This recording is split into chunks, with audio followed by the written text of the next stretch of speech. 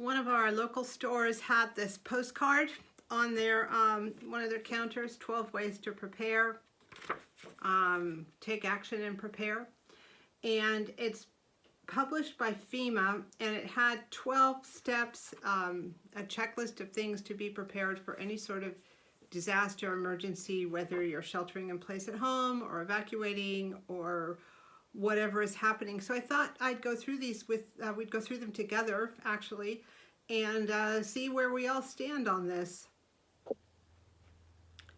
Sign up for alerts and warnings. That can be on Facebook or on special apps. We have a lot of fires up here, so there's a special app called Watch Duty, which alerts us every time there's a fire anywhere in the near vicinity. So that's a good thing to see. They alert to the fire, they alert to the progress, they alert to evacuation. So whatever you guys have for whatever disasters you think you're going to be involved with, good to look into either apps or social media outlets for that. Make a plan. Do you have a plan? Do you have a plan for your pets, your animals, your kids? What if you can't get home? Always good to have some sort of idea of what would happen if you couldn't get home, or if you're away from the home for a long period of time. Save for a rainy day. Hard to do in these inflationary times, but even $5 a week, $10 a month.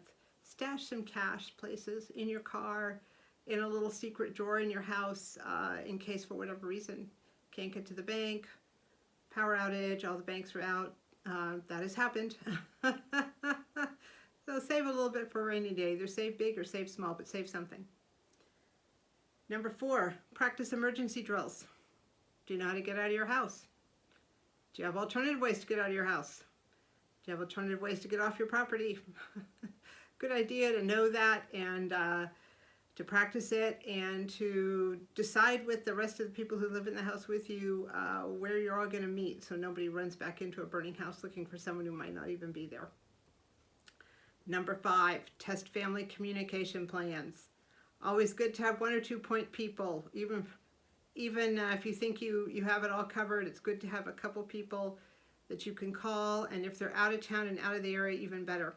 And another thought with this is make sure you have all your vital phone numbers on a couple pieces of paper in a couple different places. You don't know if you're going to have your cell phone. You don't know if there's going to be cell phone access, if you're going to be able to recharge your cell phone, what's going to happen. Again, I've been through some of these scenarios, so it's good to have everyone's phone numbers in another format, so if you use someone else's phone or whatever, you're not wondering what everyone's phone number is. We're so used to just pressing a button and having it come up. Good to have it in a hard copy form too. Number 6, safeguard documents. So important. I don't have any of my documents here at the house because we're in such high fire danger area. I have this year's documents. All my past documents are in another part of the state. What it is.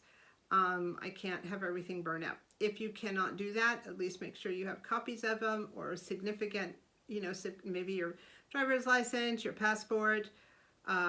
Take some pictures of it, upload to a cloud-based app or something so you can, grab those numbers if you need them later, credit cards, whatever.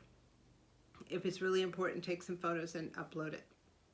One thing you should have in your car at all times is a piece of paper, official piece of paper from the power department, your mortgage company, water department, with your name and your home address on it.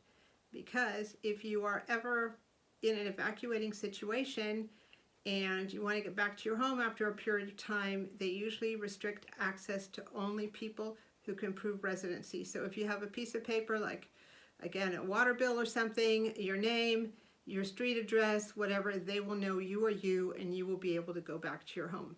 There's been cases where people haven't had that and they had to go back to the evacuation center, were not let in by the police. Plan with neighbors. I have seen all sorts of plans, sophisticated plans with walkie-talkies and lists and databases, and more casual plans. I guess the main thing is to know who your neighbors are, what's going on with them, if they're going to need help, if you're going to need help, and where everyone's weak points are and how we can fill them. I guess plan with your neighbors depends on your neighborhood, depends on the disaster, depends on many things. But it is good to know who's in your environment. Make your home safer. Well, we all try. I just got a huge 2,500 gallon water tank smack in front of my house with a fire hose attachment just in case. So whatever you need to do to make your home safer, depending on whatever your disaster is or your potential disaster, do it. No evacuation routes. We all kind of get stuck in our one way. We know how to get in, we know how to get out. We know how to get here, we know how to get there. What if the freeway is closed? What if your road is closed or your normal artery is closed? This has happened to me on more than one occasion. Get to know other ways to get in and out. And this is also a good time to remind people to have a paper map in your car too. Because again, you might be in an area with no cell phone access, no map access. Again, it has happened to me. I know of what I speak. Assemble or update supplies. This is going to depend on the type of disaster you are most likely to have.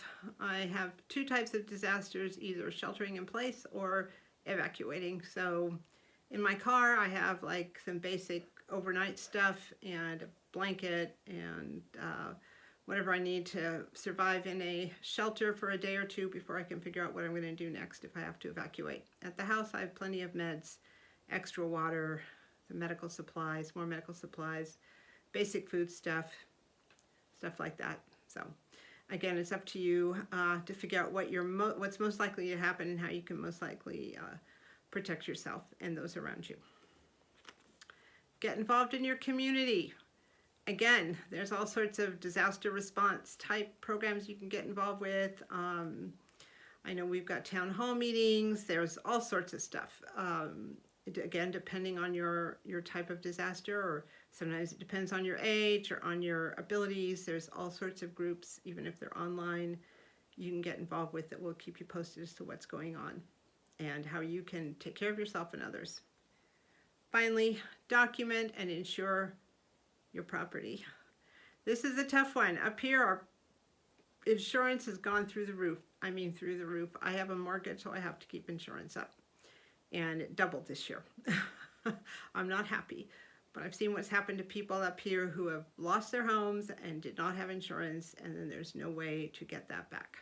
So again, if you have stuff that's of value to you, be sure to document it in little videos or in photographs, and again, upload to the cloud or someplace that is safe. So what did you think about those 12 ways to prepare from FEMA? I thought they were pretty good. They got me thinking about some of the gaps I have in my my own preparing and prepping and preparedness. Is there anything that you would suggest or do differently? What sort of things are you preparing for, scared of, or whatever it takes? I think they're pretty good. Some you can put more energy into, some you can put less energy into. It just depends on you. Depends on your capacities, depends on where you live and what your biggest fears or biggest disasters are.